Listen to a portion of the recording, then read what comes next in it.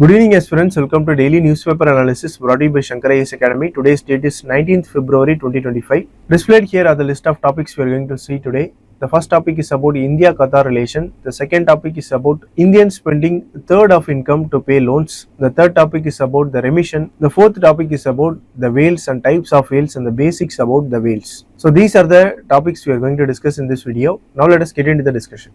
Now look at this article. It is about Emir of Qatar visit to India and his discussion with Prime Minister Narendra Modi. The discussion focused on bilateral ties including economic cooperation, strategic partnership and regional security. They discussed about the Israel-Hamas issue and Indian diaspora in Qatar. So this visit is preceded by a key Arab summit which addressed the US proposals on Israel-Palestine conflict. So this is the crux of this news article given here. In this context, let us discuss about the basics of Qatar and India-Qatar relations.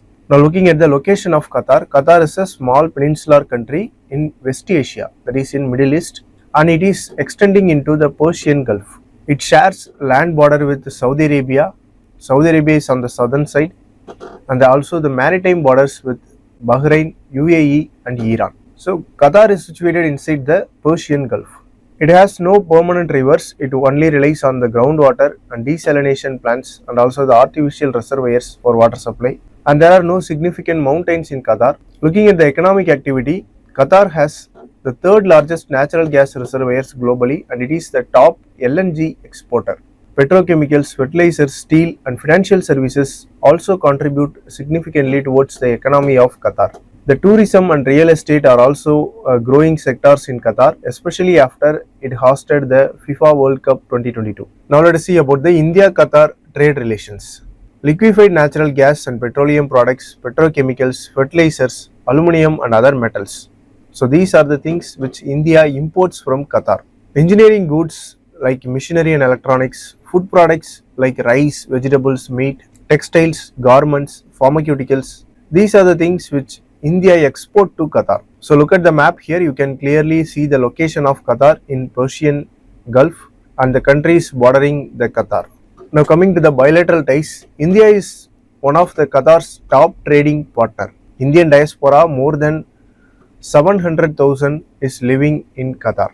Now let us see about the prelims practice question. Which of the following best describes a strategic partnership between the countries? The correct answer is option B, a long-term collaboration on defense, economic and political matters. So with this, let us conclude the discussion. Now look at this article. Supreme Court ruled that the states with remission policies must consider eligible convicts for premature release. So the Supreme Court directed that the states and union territories without such policies have to formulate one policy within 2 months. The court also emphasized that remission decisions must be recent, fair and promptly communicated. So in this context, let us discuss about the basics of remission. What is remission and what are the provisions regarding remissions? See, remission refers to reduction of a prison sentence without changing the nature of conviction. They are governed under the section 432 and 433 of the Code of Criminal Procedure. Article 72 and 161 of Indian Constitution empower the President and Governors to grant remission. Now looking at the types of remission, ordinary remission, special remission, government remission. Ordinary remission means it is given under the prison rules for good behavior, discipline and work performance. Special remission means it is granted on special occasions like national festivals.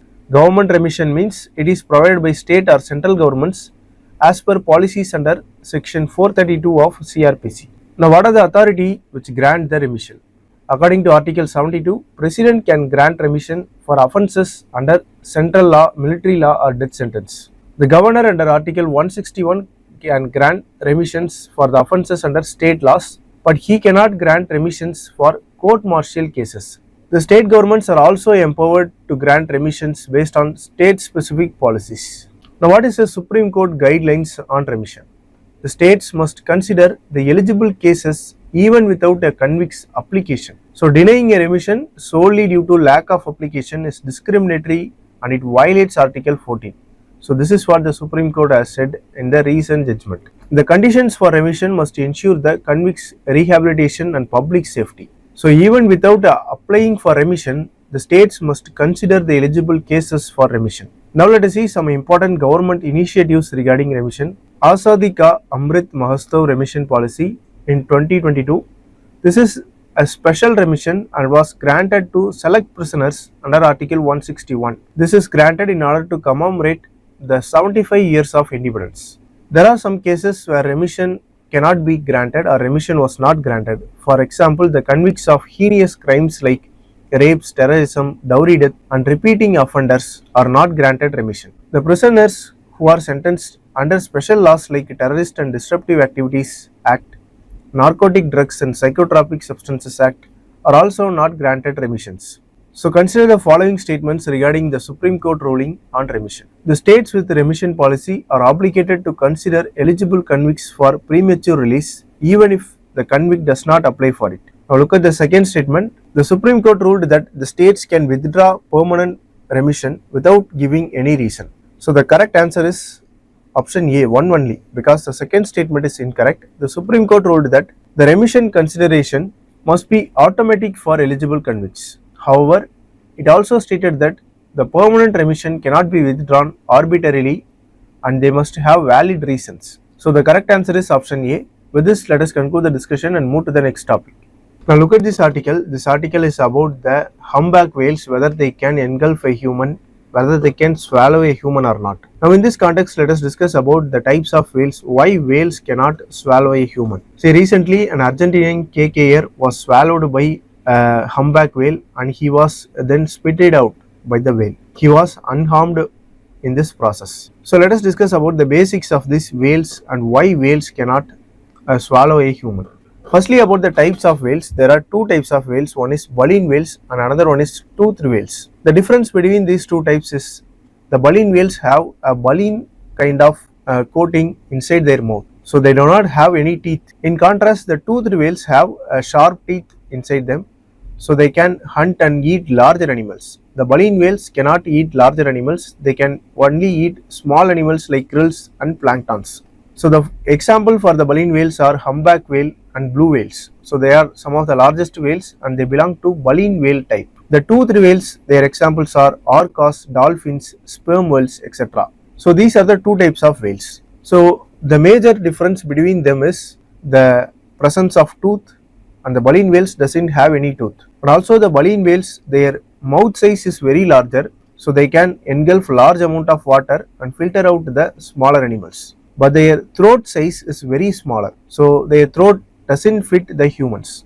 So this is why even when they try to swallow the humans, they cannot. So they spit it out after. So this is the basics of the types of whales and why whales cannot swallow a human. Now looking at the behavior of whales, they communicate using songs, clicks and whistles, and the humpback whales are famous for their long and complex songs. So they communicate between them using songs and whistles and various sounds. Many whale species migrate thousands of kilometers between the feeding and breeding grounds. Their social structure is in family groups. They live in pods and they move in a group. Orcas have complex social structure and they are led by matriarchs. Orcas go in large groups and they hunt the seals and other larger animals in the ocean. So orcas are excellent hunters and mostly the whales go in family groups. So this is the behavior of whales. Now looking at the conservation status, the whales are least concern because their population is stable and there is no major threat. The humpback whale and orcas are least concerned species. The beluga whale and minke whale are near threatened species. They may become endangered very soon. The blue whale and sperm whale are vulnerable species, so they are in the highly risk of endangerment. The fin whale and sei whale are classified under endangered species, so they have very high risk of extinction. The North Atlantic right whale, they belong to critically endangered classification because they have extremely high risk of extinction. Only few species of this whale are present in earth now. Still no whales are extincted, but some species are close to extinction. So this is about the conservation status. Now consider the following regarding whales. Least concern humpback whale, near threatened beluga whale, critically endangered blue whale. The correct answer for this is option B, 2 only. Here only the two pairs are correctly matched. The first one is correctly matched, the second one is also correctly matched. The blue whale is classified under vulnerable species and not critically endangered. So the third option is incorrect. So the correct answer is option B, 2 only. Now look at this article. This article highlights that a significant portion of household income in India is spent on loan repayments. Indians spends over 33% of their income on EMIs. So this is the largest component of obligatory spending for Indians. While breaking down the spending of Indians, obligatory spending, that is EMI, loan EMIs, insurance premiums, they go up to 39% of their spending. For necessities, they only spend 32%, that is like utilities, fuel, groceries. And then the discretionary spending, that is on lifestyle purchases, entertainment, they spend only 29%. So the highest spending of Indians go to the obligatory spending, that is repayment of loans or EMIs, which is 39% of their spendings. Higher income groups take more loans, that is they take with 46% of their spending towards the loan repayments. The lower income groups borrow from informal sources like family, friends and local lenders. So if you look at who pays most EMIs, then the answer is higher income groups.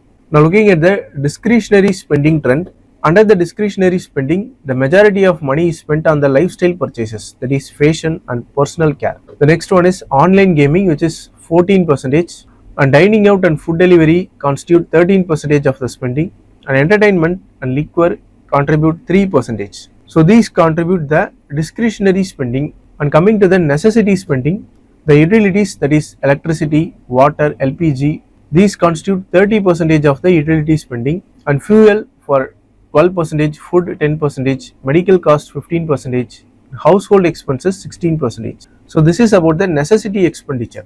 Look at this pie chart here, you can understand it better. Now coming to the MCQ, consider the following statements regarding PM Jan Dhan Yojana. The scheme provides a zero balance savings account to every household. Yes, this statement is correct. Provides an overdraft facility of up to 1 lakh. This statement is incorrect. So the correct answer is option A, 1 only. With this, let us conclude the discussion. Now we have come to the end of the discussion. If you like the video, please share it with your friends and don't forget to subscribe to Shankar IAS Academy YouTube channel. Thank you for watching.